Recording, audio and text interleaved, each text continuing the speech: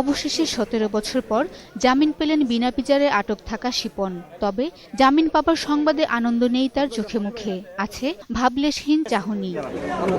গত 30 অক্টোবর প্রচারিত প্রতিবেদন আদালতের নজরে আনলে 22 বছর আগে দায়ের হয়ে নিষ্পত্তি না হওয়া হত্যা মামলার নথি তলব করেন আদালত। একই সঙ্গে শিপনকে আদালতে হাজির করতে নির্দেশ দেন।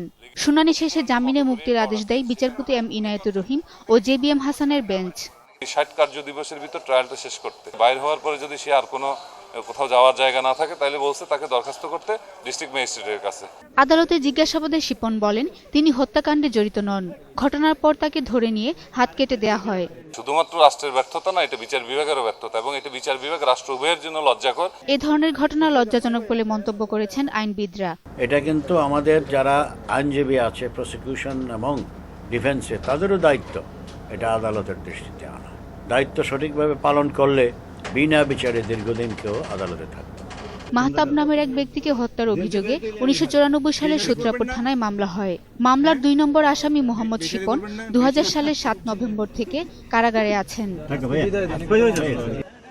শাকেরা আরজু, 21 টেলিভিশন, ঢাকা।